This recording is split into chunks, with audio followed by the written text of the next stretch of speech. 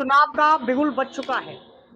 अप्रैल माह में लोकसभा चुनाव होने हैं और 16 मई से पहले भारत अपना प्रतिनिधित्व करने वाला नेता चुनने जा रही है। वर्ष 2024 में देश का प्रतिनिधित्व कौन करेगा, यह तो आने वाला समय बताएगा। लेकिन सभी राजनीतिक पार्टियों ने राजनीति करना शुरू कर दिया है।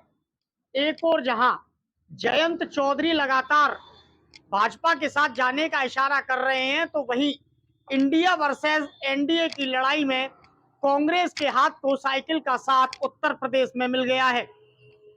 इस समय हमारी मौजूदगी फतेहपुर सीकरी लोकसभा क्षेत्र के गांव तेरा में है, जहां पर कल आगामी लोकसभा चुनाव को लेकर राहुल गांधी के साथ में अखिलेश यादव की एक विशाल जन यात्रा होने जा रही है।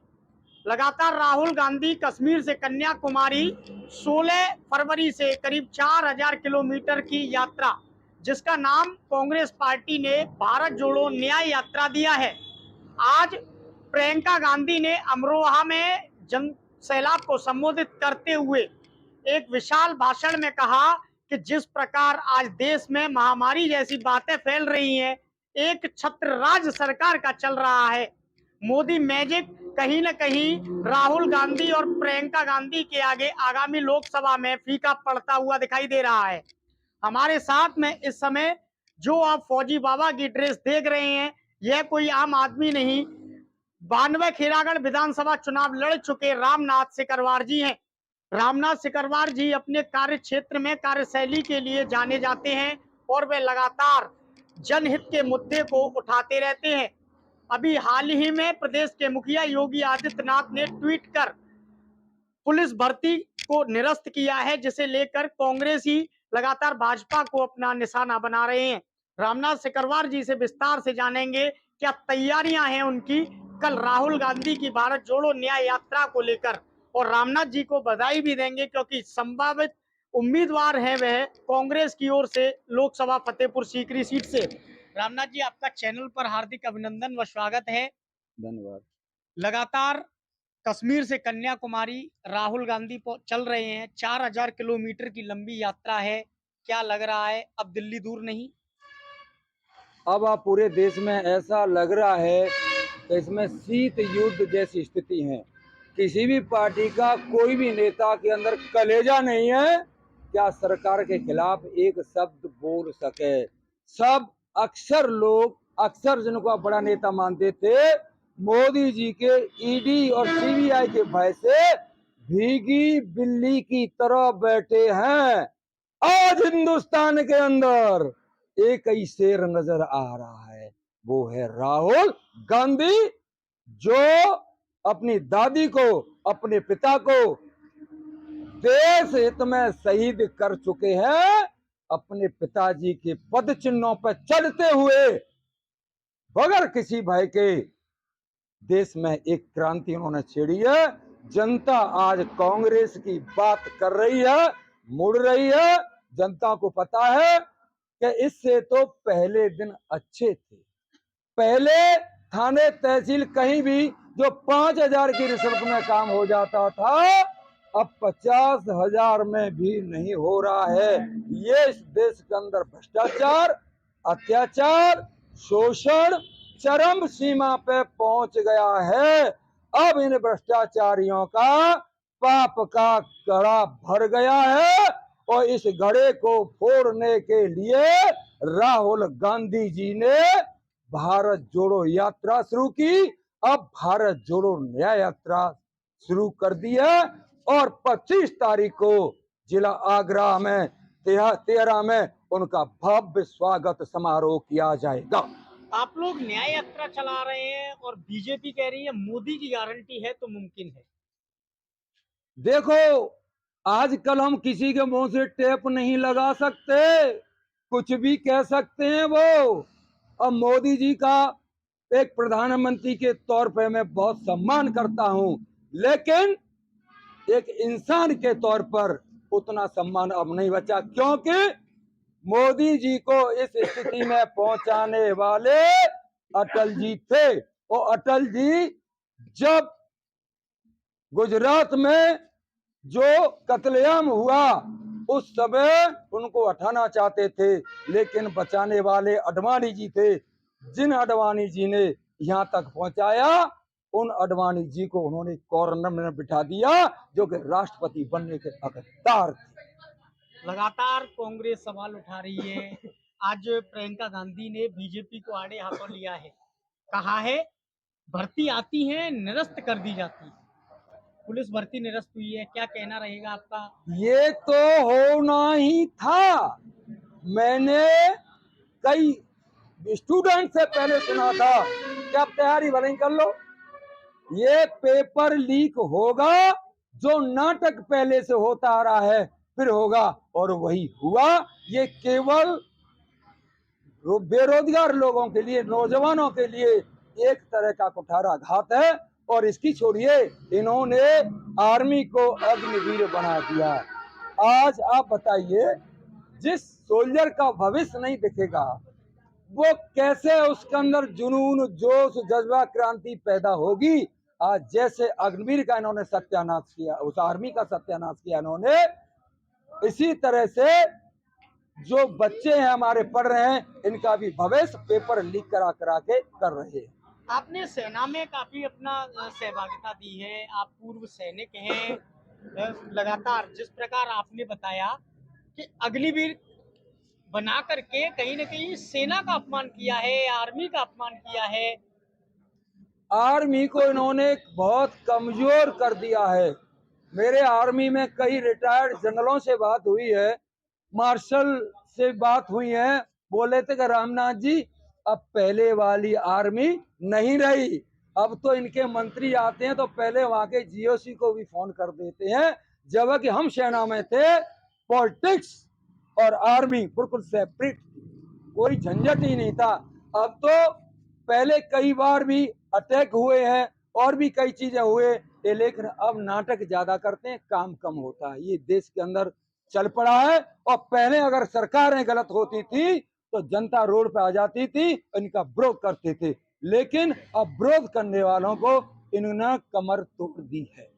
महंगाई को लेकर क्या कहना रहेगा आपका? लगातार पेट्रोल के दाम बढ़ते जा रहे हैं, किसान शंभू बॉर्डर पर डटे हुए हैं। एक और भाजपा ट्रैक्टर पूज रही है, दूसरी ओर किसानों पर आंसू गैस के गोले बरसाए जा रहे हैं। अब भाजपा है कहाँ बताइए? भाजपा थी अटल अडवाणी के समय पे। अब तो दो तीन आदमी बैठे हुए हैं जिनको आप बेहतर समझते हैं। पूरी भाजपा दो लोगों के इर्द गिर्द घूम रही भाजपा कहाँ?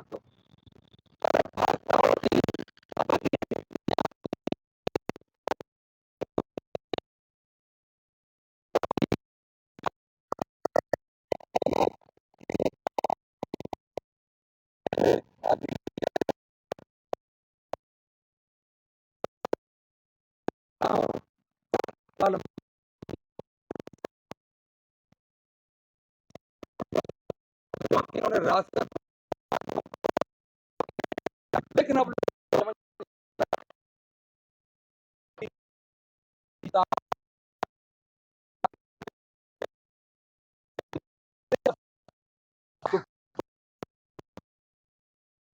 जनता पाएगी वाले तो शोषण करने की सत्ता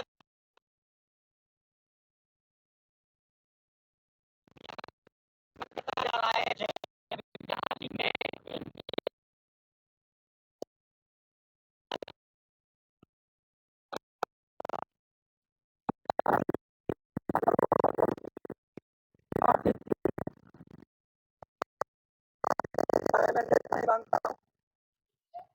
आपसे कहा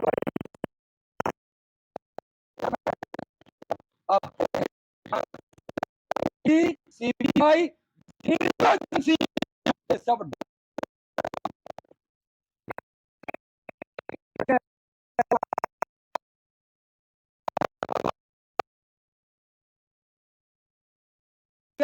और जितनी जांच एजेंसी हैं वो सब डकैत होंगे। अब इनकी आंखें फूट गई हैं क्या? इनको नेता कहते हैं। चंडीगढ़ में क्या हुआ है? वो हरामखोर वोटिंग काउंटिंग कराने वाला बार बार उल्लू की तरह, कैमरा की तरफ, उल्लू बोल रहा हूं उसको, कैमरे की तरफ देख रहा है। और सुप्रीम कोर्ट ने कहा है कि इन्होंने किसकी हत्या की है? लोकतंत्र की हत्या की है। तो ऐसे आदमी को इसमें वोट काउंटिंग में लगाएंगे तो भरोसा कहाँ रह गया है? अब आम जनता का वोटिंग सिस्टम ईवीएम मशीन से भी विश्वास हट चुका है। ईवीएम से विश्वास हट चुका है, लेकिन रामनाथ जी लगातार राजनीति में धर्म का प्रवेश होता जा रहा है। हिंदू वर्सेस मुस्लिम, ओवैसी कह रहे हैं मस्जिद बचा लो, बीजेपी कह रही है मस्जिद हटेंगी मंदिर बनेंगे, ज्ञानवापी राम मंदिर। भैया इनको पता है हमारे देश में धार्मिक देश है हमारा, गॉड फियर है। उनकी भावनाओं की ये चालाक लोग हत्या कर रहे हैं। भगवान को कौन नहीं मानता? मेरे माँ बाप भगवान है, मेरे गांव में कई मंदिर, मेरे घर में मंदिर, और सबसे बड़े मंदिर में माँ बाप को मानता हूँ। ये तो केवल लोगों की भावनाओं को भड़का करके उनकी वोटों को खींच रहे हैं, और लोगों की भावना को भड़का करके उसके माइंड को डाइवर्ट करके उनके वोट को ले रहे हैं। तो क्या राम मंदिर का निमंत्रण विपक्ष को नहीं मिला? राम मंदिर वहां का संत गए, शंकराचार्य गए थे क्या? बुलाया किसी शंकराचार्य को? और क्या उसमें उन लोगों को बुलाया जो इस आंदोलन में थे? ये तो बीजेपी का सेलिब्रेशन था, और बीजेपी के सेलिब्रेशन में हम क्यों जाने लगे? राम मंदिर को हम पूछते हैं, गए हैं, फिर जाएंगे, जाते रहेंगे। भगवान हमारे सम्माननीय है, हमारे आदर्श हैं, हमारा दिल की धड़कन है, जाएंगे। लेकिन जब बीजेपी का प्रोग्राम हो एक, तो हम उसमें क्यों जाएंगे? रामनाथ जी, लगातार आप आगरा में कांग्रेस को कहा जाए तो एक जिंदा दिल करने वाले नेता हैं जी। आपके बारे में कहा जाता है कि कांग्रेस को जीवंत किया है आगरा में तो रामनाथ सिकरवार ने किया है। बीजेपी लगातार 10 साल से सत्ता में है, आप कांग्रेस में ही क्यों आए? मैं आपको सही बताऊं, जिस दुकान पे भीड़ ज्यादा हो और जिस दुकान पर फ्रॉड लोगों की संख्या ज्यादा हो और जिस दुकान में माल घटिया ज्यादा हो, मैं उस दुकान पे खड़ा नहीं होता। मैं उस दुकान पर जाता हूं जहां पर मेरा सम्मान हो, और उस दुकान को मजबूत कैसे करना है ये मादा हमारे पास है। सेना में ईमानदारी, जस्टिस पर चलने का हमें हमारे खून में कूट कूट के भरा गया है। वो चीज हम समाज में लाए, समाज के लोगों ने उनको स्वीकार किया, और जो इस देश में लुटेरे हैं जिन्होंने सरकारी गुंडे का रूप धारण कर लिया है, ऑफिस में बैठा हुआ और फाइल पास नहीं कर रहा है लोगों की, और जिसने पैसे दिए उसकी फाइल पास हो गई।